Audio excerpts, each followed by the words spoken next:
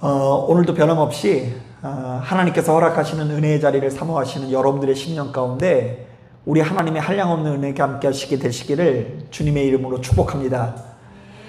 그리고 오늘은 특별히 지금 올림픽 야구 한일전이 지금 한참이어가지고 세상의 많은 사람들은 이제 그곳에 이제 몰두하고 있는데 그럼에도 불구하고 하나님을 사랑하는 마음을 가지고 예배 자리에 나오신 여러분들의 심령 가운데 우리 하나님의 한량없는 은혜가 함께 하시게 되시기를 주님의 이름으로 축복합니다. 자, 오늘 우리가 읽은 이 본문을 보면요, 나단 선지자가 다윗 왕에게 한 가지 비유를 들면서 설교 말씀을 전하고 있습니다. 자, 어떤 성읍에 두 사람이 있었다고 하는데요, 자, 한 사람은 부유하고 한 사람은 가난했다라고 말합니다. 자, 부자는 양떼와 소떼가 얼마나 많은지 당시 시대 가운데 굉장히 큰 부자였던 것 같고요. 자, 그리고 가난한 사람은 겨우 새끼 암양이 몇 마리 있다고요? 한 마리만 가지고 있었다고 합니다. 자, 그런데 가난한 사람은 바로 이 새끼 암양을 얼마나 애지중지하는지 모릅니다. 자신의 자녀들의 틈바구니에서 함께 먹고 자라면서 마치 가족처럼 지냈다고 하는데요. 자, 성경은 이 암양이 그 가정의 딸과 같았다라고 기록하고 있습니다. 자, 왜 안 그렇겠습니까? 자, 이 암양은 이 가정의 유일한 희망이자 소망이기 때문입니다. 자, 이 주인은요, 아마도 이 암양을 바라보면서 이 암양이 잉태하여서 20마리, 30마리 되는 여러 가지 이 상상을 했을지도 모를 것 같습니다. 자, 그런데 문제가 발생합니다. 자, 어느 날 갑자기 나그네가 부자의 집에 찾아왔다고 하는데요. 자, 부자는 자기 소떼나 양떼 중에서 손님의 식사를 차리고 싶지 않았던 것 같아요. 자, 그래서 부자는 어이없게도 가난한 사람의 암양을 빼앗아서 손님을 접대하게 됩니다.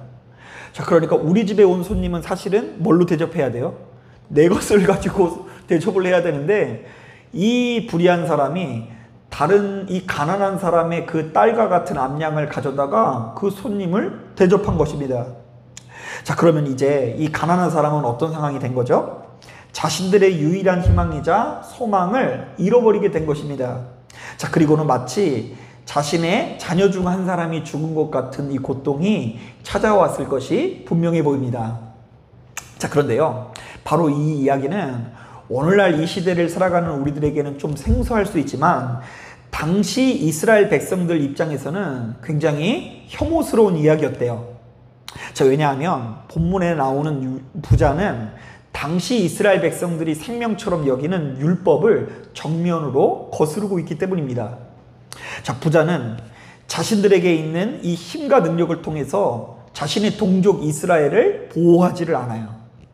자, 도리어 자신의 이웃의 소유를 탐내면서 약자들에게 아주 심각한 피해를 입혔습니다. 자, 그렇기 때문에 당시 이스라엘 백성들의 시각에서 이 사람은 사람도 아닌 것입니다. 자, 그래서일까요? 다윗도 역시 나단의 이야기를 듣고 갑자기 분노를 하기 시작합니다. 자, 우리 다 같이 12장 5절부터 6절 말씀 같이 한번 읽어보겠습니다. 시작. 다윗이 그 사람으로 말미암아 노하여 나단에게 이르되 여호와의 살아계심을 두고 맹세하노니 이 일을 행한 그 사람은 마땅히 죽을 자라.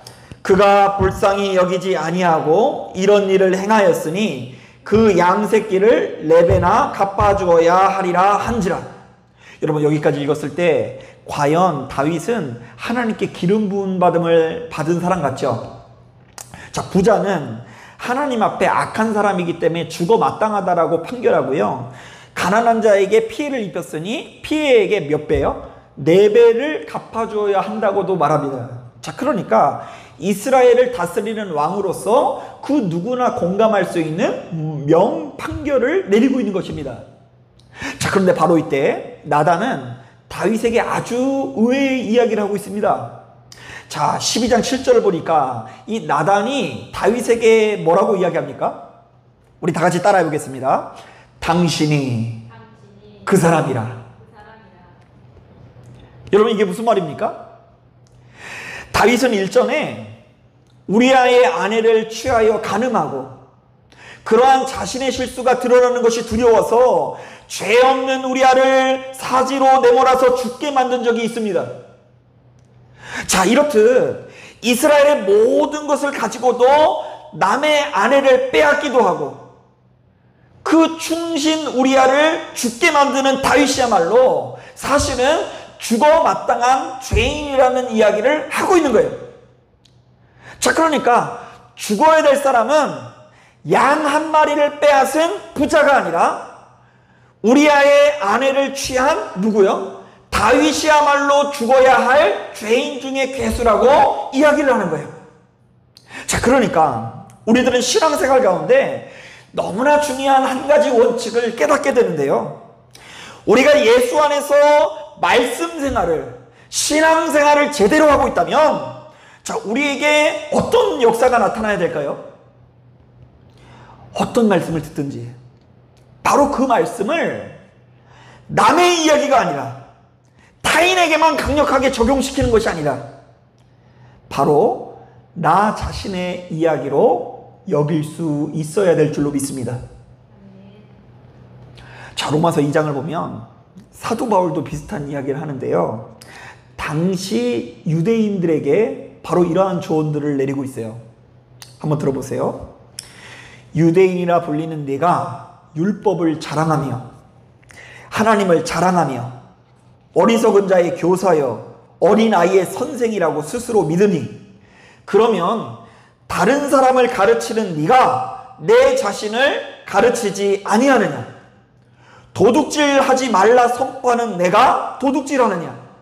간음하지 말라 말하는 내가 간음하느냐?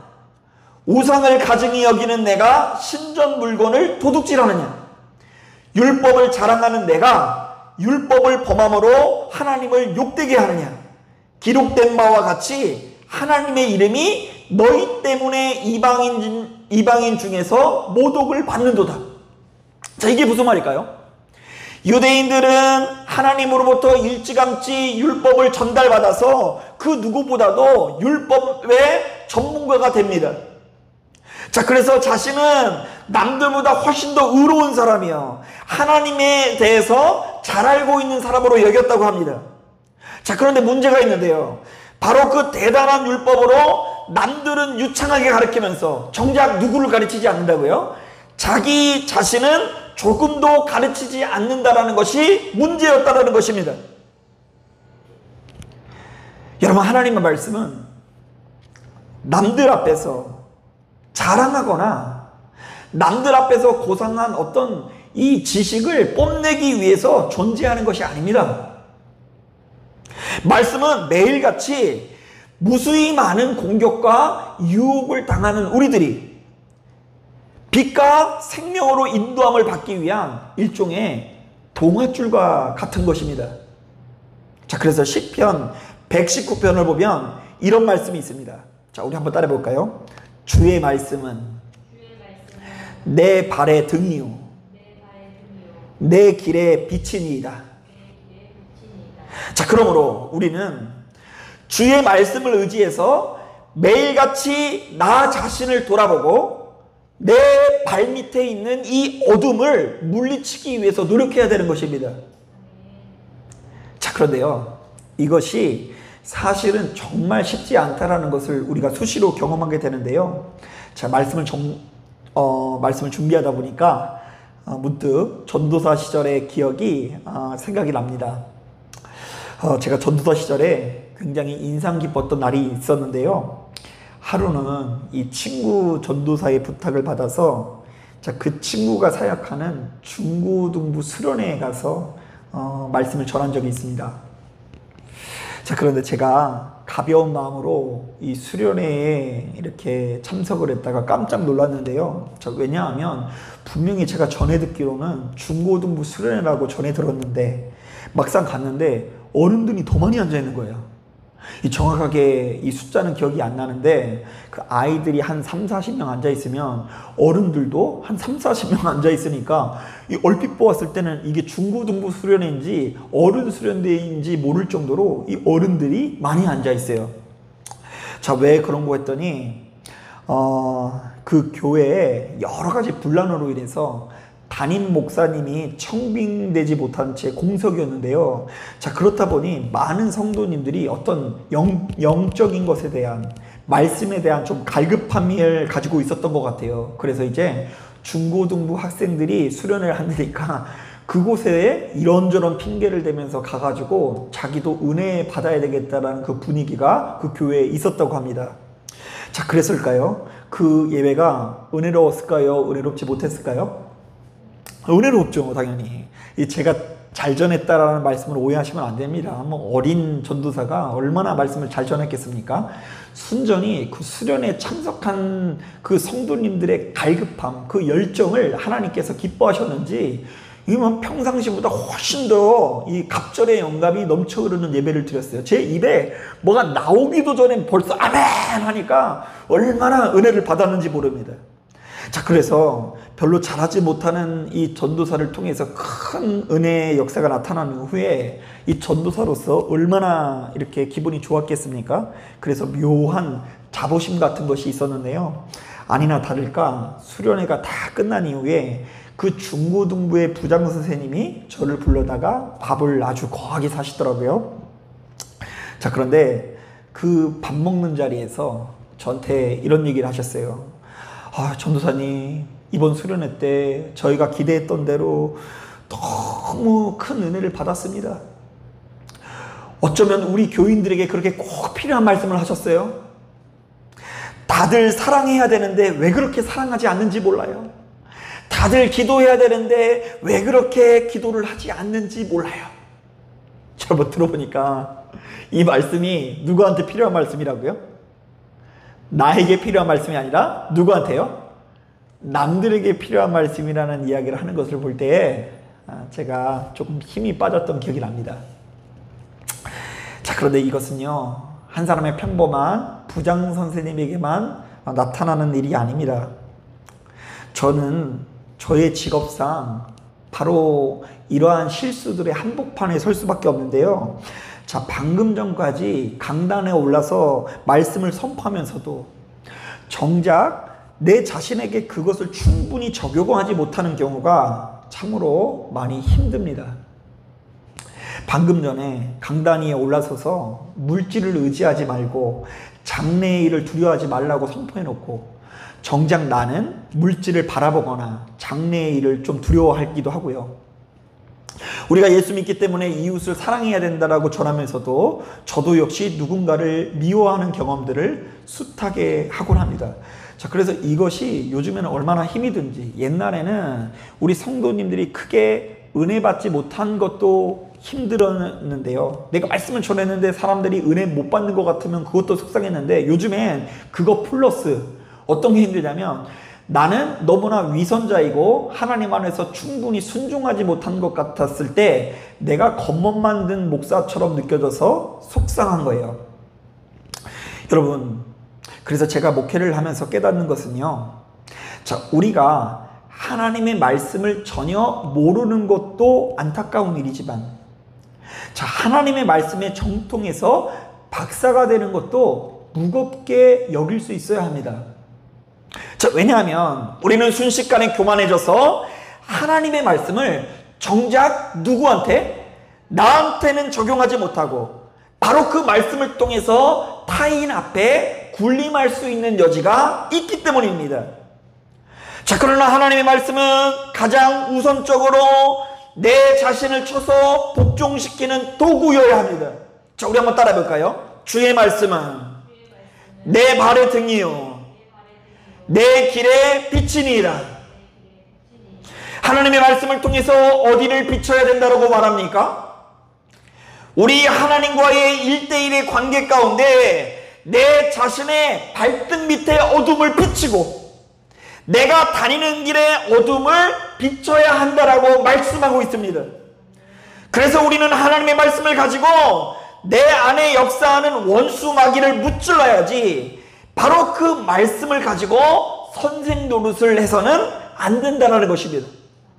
자, 그래서 뭐라고요?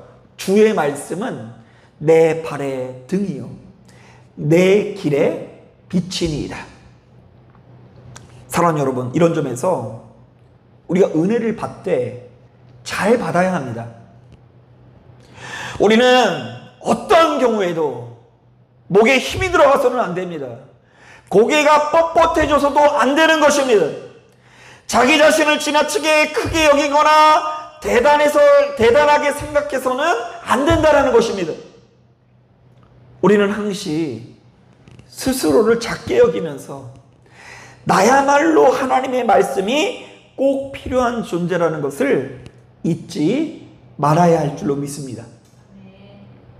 또한 하나님의 말씀을 가장 강력하게 적용해야 되는 대상은 언제나 남이 아니라 나 자신이어야 한다는 것을 잊어서는 안 될 줄로 믿습니다.